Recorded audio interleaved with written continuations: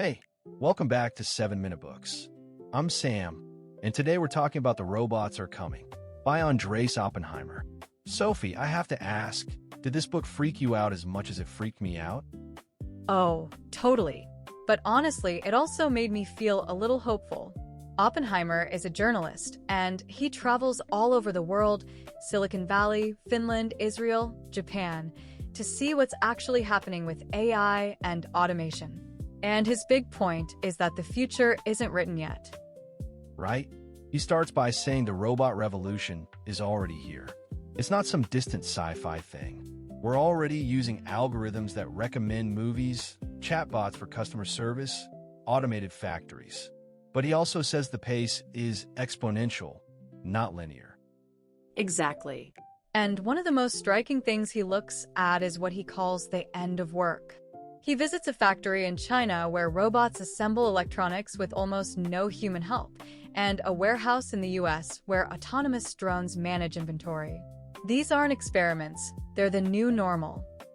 Yeah, and he cites studies predicting that nearly half of all current jobs in developed countries could be automated within 2 decades. That's not just factory jobs. It's accounting, law, even journalism. I have to admit, reading that part made me a little anxious. But here's where he pushes back on the doom and gloom.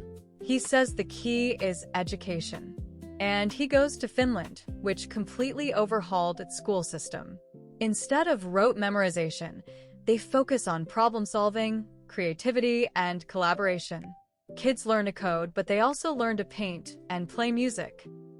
The logic is beautiful, actually. If a machine can memorize facts faster than a human, then our value has to be in asking the right questions and connecting ideas. Oppenheimer calls it the creative class versus the data processors. And he visits Israel too, where the culture of chutzpah, that willingness to question authority and fail without shame, drives innovation. Meanwhile, he says a lot of countries are still stuck in an industrial revolution model that values obedience over creativity. So what about universal basic income? He talks about that, right? The idea that the government just gives everyone enough money to cover basic needs. He's sympathetic, but not sold. Pilot programs in Finland and Canada showed it reduces stress, but doesn't necessarily make people happier or more productive. He worries it could create a permanent underclass. For him, the real solution is making sure everyone can develop skills that machines can't replicate. I love that he also highlights jobs that are surprisingly safe. Psychologists, nurses, artists, anything that requires high empathy or creativity. And trades like plumbing and carpentry. The irony is that we've pushed everyone toward 4-year degrees, but the trades might offer more stable futures. And he doesn't ignore the political side. He argues that the rise of populism is partly a reaction to automation anxiety. People who lost jobs to machines are angry, and they vote for leaders who promise to bring back the old jobs, which aren't coming back. So we have to manage the transition fairly. Honestly, the part that got me was the ethical stuff. He interviews people building autonomous weapons that can kill without human intervention, and social robots designed to care for the elderly. It forces you to ask what it even means to be human. Right.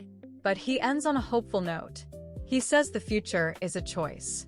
We can be passive victims, or we can invest in early childhood education, overhaul universities, and foster lifelong learning. The countries that succeed will be the ones that embrace change with courage. So my one big takeaway is that the robot revolution is a challenge to become more creative and more human. It's not about competing with machines. It's about doubling down on what makes us us. And if you want to go deeper, the whole library is over at 7minutebooks.com/app. There are over 6,000 fiction and nonfiction titles you can read or listen to in any language, and it starts at $2.99 a month, $9.99 a year, or $19.99 for lifetime access. Well said. Sophie, what's your final thought? The robots are coming, but if we invest in creativity and education, we'll be ready. We'll see you in the next one.